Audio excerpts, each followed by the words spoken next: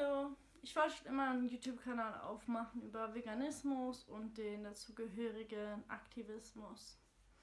Und jetzt ist der perfekte Moment gekommen, denn der Trierische Volksfreund, eine Zeitung aus der Region, hat einen Artikel veröffentlicht über den Schlachthof Simon Fleisch. Und ja, ich wollte dazu Stellung nehmen und über meine Erfahrungen reden und vor allem auch die Seite der Tiere zeigen, nicht nur die der Menschen. So, welche Erfahrung habe ich mit diesem Schlachthof? Ich bin beim Wittlich Pig Safe dabei, das ist der erste Pig Safe in ganz Deutschland. Dort stehen wir vor einem Schlachthof und filmen, wie die Tiere in den LKWs reinkommen und versuchen einfach, das an die Öffentlichkeit zu bringen und zu zeigen, wie es den Tieren geht, um das Ganze den Leuten näher zu bringen. Weil das ist einfach so leicht wegzugucken oder einfach gar nicht dorthin zu gehen. Deshalb wollen wir das an die Öffentlichkeit bringen, damit die Leute auch wirklich wissen, was sie denn jetzt wirklich essen und wofür sie wirklich bezahlen. Wenn ihr mehr über den Wittlich Pig Safe erfahren möchtet, könnt ihr über den Link in der Infobox auf die Facebook-Seite kommen und uns da gerne folgen und unterstützen. Wenn ihr ein Interview sehen wollt vor dem Schlachthof von mehreren Aktivisten, lasse ich euch den Kanal Vegan auf dem Punkt unten in der Infobox. Das ist ein super Kanal von meinem guten Freund Vin. Er macht super Videos, die sind super hilfreich, nützlich und verständlich. Schaut da echt rein, das lohnt sich wirklich. So, jetzt zu dem Artikel an sich. Ich verlinke den euch auch unten. Nach dem Artikel gibt es auch ein Interview. Das konnte ich leider nicht finden im Internet. Da müsst ihr halt mit den Fotos arbeiten, die ich euch von der Zeitung selber zeigen werde.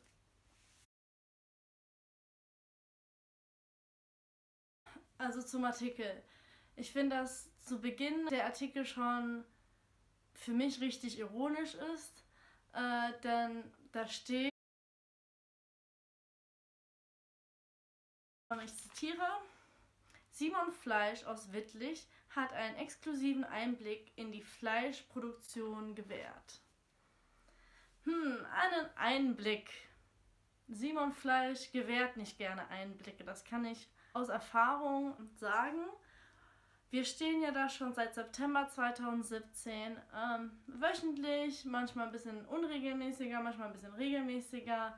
Aber der Schlachthof, der befindet sich auf einer 30er-Zone. Die LKWs, die fahren keine 30 Kilometer pro Stunde. Die fahren viel, viel schneller. Die rasen an uns vorbei. Das erste Mal, als wir dort standen, war das nicht so, weil sie halt nicht wussten, was wir da machen. Nach der zweiten Woche war denen schon klar, dass wir da sind, um die Schweine zu filmen, und dann haben die wahrscheinlich schon Anweisungen bekommen, einfach schnell ins Schlachthof zu fahren, weil normalerweise haben sie immer vor dem Schlachthof geparkt, haben irgendwas ausgefüllt und sind dann reingefahren mit dem LKW. Das machen sie jetzt nicht mehr, weil wir ja nicht das private Grundstück betreten können von dem Schlachthof. Deshalb fahren sie lieber zuerst mit den LKWs rein.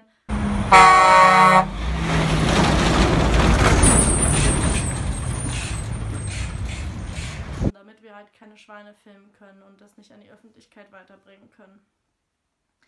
Also da ist schon mal ironisch, Einblick von Einblick nichts.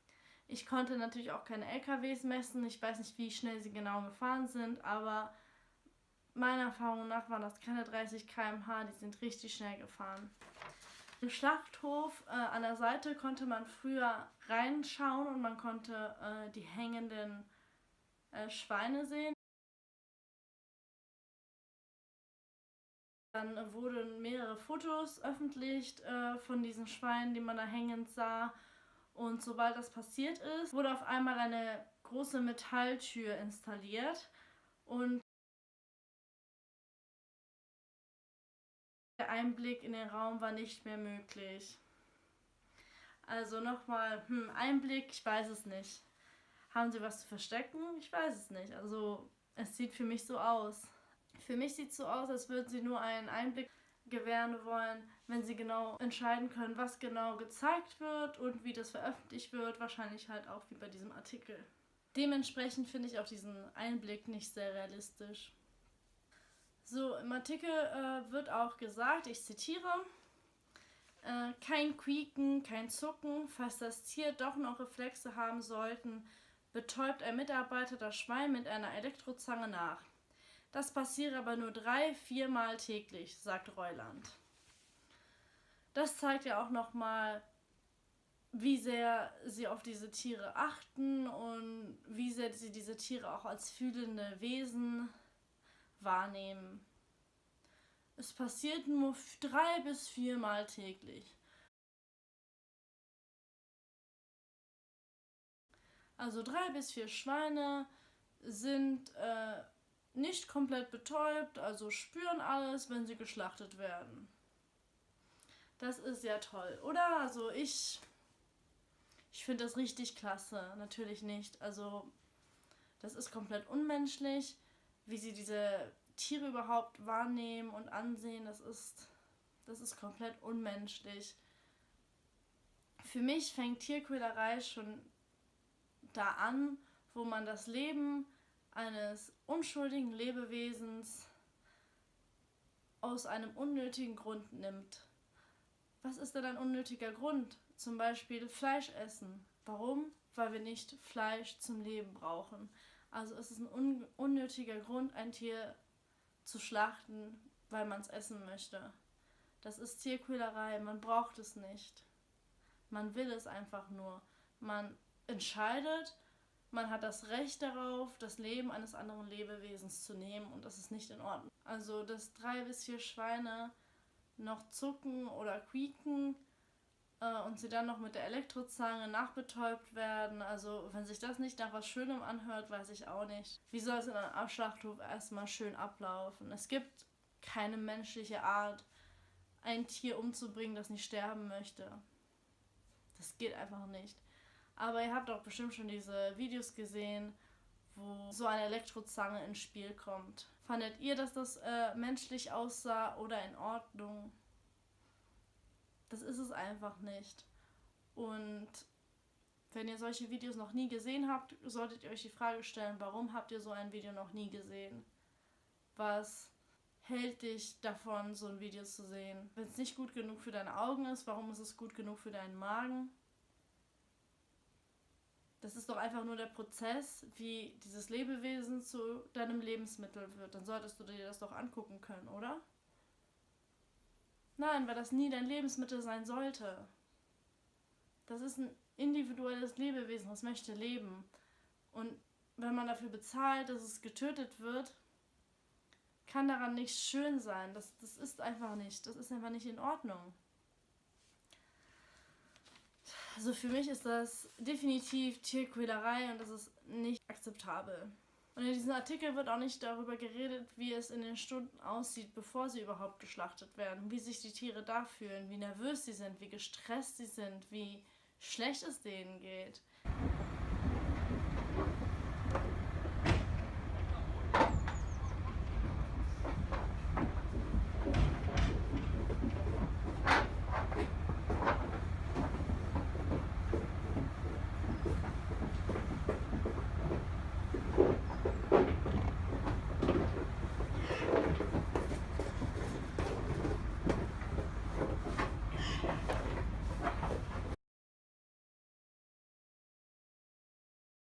Und das stimmt nicht, dass die nicht quieken. Ich höre sie. Ich höre sie. Draußen auf der Straße, wenn ich vor dem Schlachthof stehe, höre ich die Schweine schreien. Sie schreien aus Verzweiflung. Sie wollen nicht sterben. Sie wollen frei sein. Oh Mann.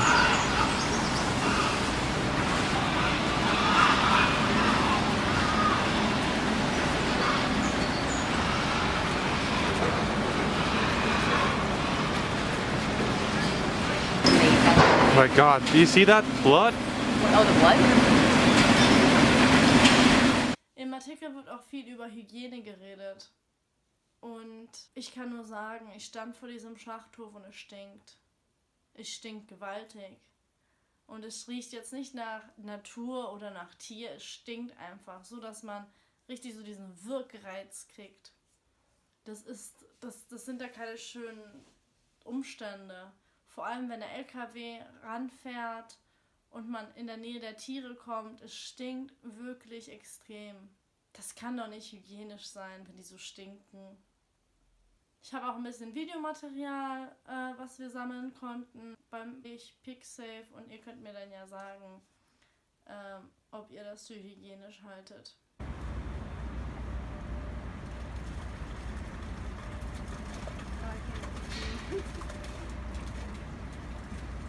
Oh my god.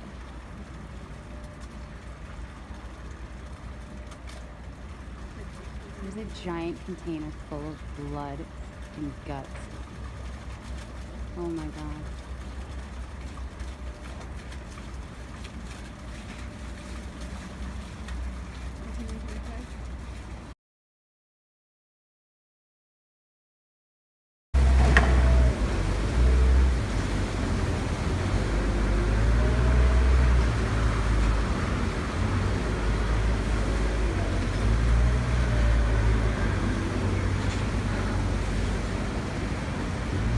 Artikel wird auch ersichtlich, wie sie einfach die Schweine, diese Lebewesen, nicht als solche ansehen.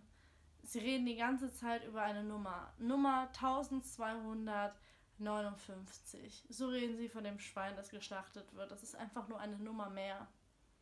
Ein weiteres Opfer, das nicht als Opfer angesehen wird, sondern als Kollateralschaden. Ich weiß es nicht genau, als was sie das ansehen, aber das ist einfach kein Lebewesen mehr, das ist kein Individuum mehr, das ist einfach nur eine Nummer, ein Produkt, das Geld bringt, und da mit dem Produkt müssen dann halt Sachen passieren, damit es zu Geld wird, und das ist einfach nicht in Ordnung. So, wie erwähnt, gibt es nach dem Artikel auch ein Interview an einen Schlachtermeister, der in diesem Betrieb Simon Fleisch in Wittlich auch arbeitet. Ihn würden wir auch gerne zu einem Interview einladen, das ist der Pascal Röder.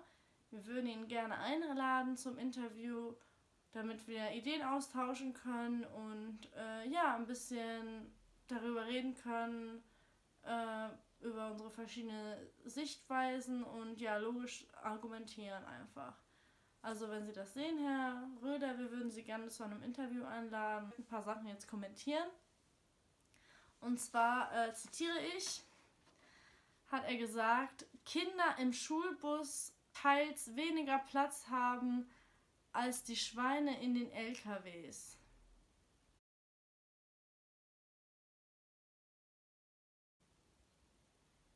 Ja, ihr habt richtig gehört. Er vergleicht Schweine an einem LKW, die zu ihrem Tod gefahren werden, mit Kindern, die zur kostenfreien Bildung gefahren werden. Genau. Der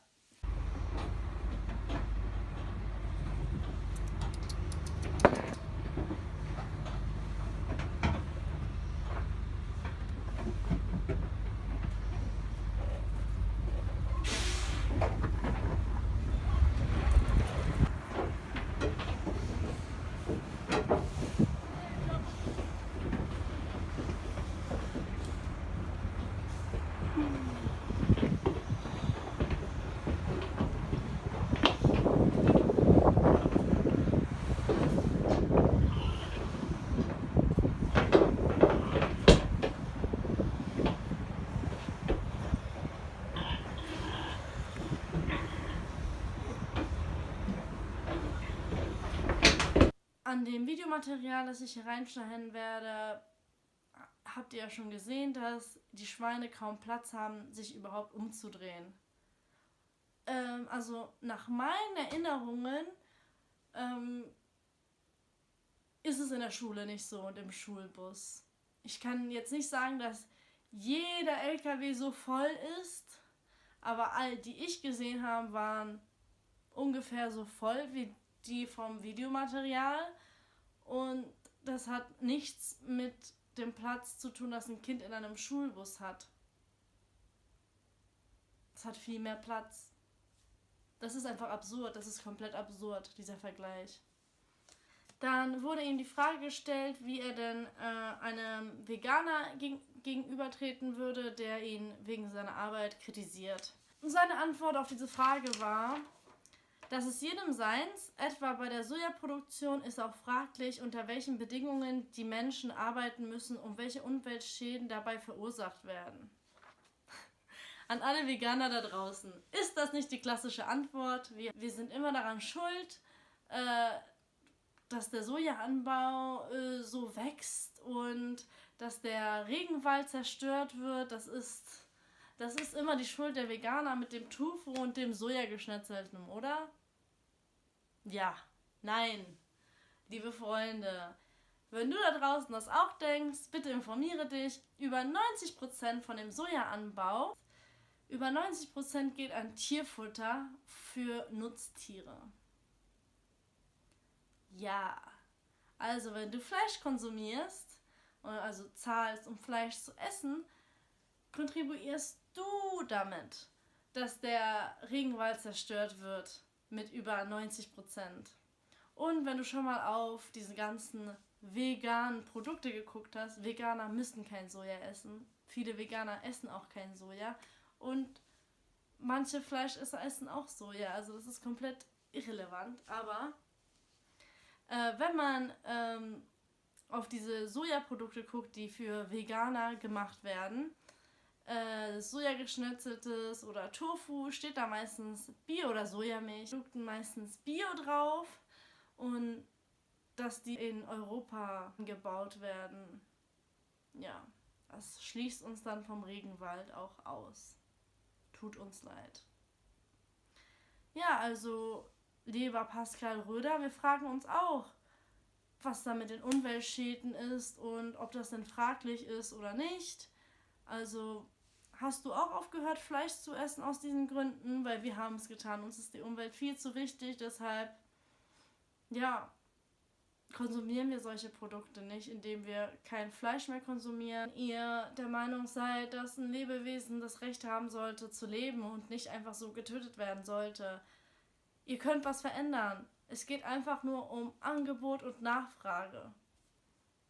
Wird das nicht mehr so nachgefragt, besteht auch dieses Angebot nicht mehr. Natürlich braucht das ein bisschen Zeit, aber jeder Mensch kann was ändern. Jeder einzelne Mensch. Laut der Albert-Schweitzer-Stiftung werden in Deutschland 150 Lebewesen im Jahr pro Person gegessen. Also wenn man sich vegan ernährt, rettet man pro Jahr 150 Lebewesen. Das ist doch schon was, oder? Jeder kann was ändern. Das ist doch einfach nur ein Griff in die andere Richtung. Du stehst an der Kuhmilch und statt Kuhmilch zu nehmen, nimmst du Mandelmilch, Hafermilch, Reismilch, Kokosmilch, 1000 andere Alternativen, die es gibt. Nimm dann einfach die andere Alternative. Und dann hast du schon so viel verändert. Versuch's doch einfach mal. Weil so Betriebe, die finanzieren sich nicht von selbst. Die werden von den Konsumenten finanziert. Wir da draußen fragen das nach, wenn wir dafür bezahlen. Wenn ihr dabei Hilfe haben möchtet bei dem Umsteigen in die vegane Ernährung und den Lebensstil, weil vegan ist nicht nur eine Ernährung, sondern ein ganz kompletter Lebensstil, aber dazu noch in einem anderen Video, verlinke ich euch eine Seite unten. Da könnt ihr euch umsonst registrieren. Ich kriege kein Geld von dieser Seite. Die kennen mich nicht. Wer kennt mich? Ich habe ein Video gerade hochgeladen. Ja, auf dieser Seite könnt ihr euch registrieren und kriegt 22 Tage lang einen Coach, der euch bei der veganen Ernährung berät und alle möglichen Fragen beantwortet. Ihr müsst das nicht weiter finanzieren. Ihr müsst da nicht weiterhin euer Geld reinstecken. Ihr könnt was verändern. Danke fürs Zuhören und alles, wie gesagt, ist in der Infobox. Die Seite heißt challenge22.com. Ja, bis zum nächsten Mal. Ciao!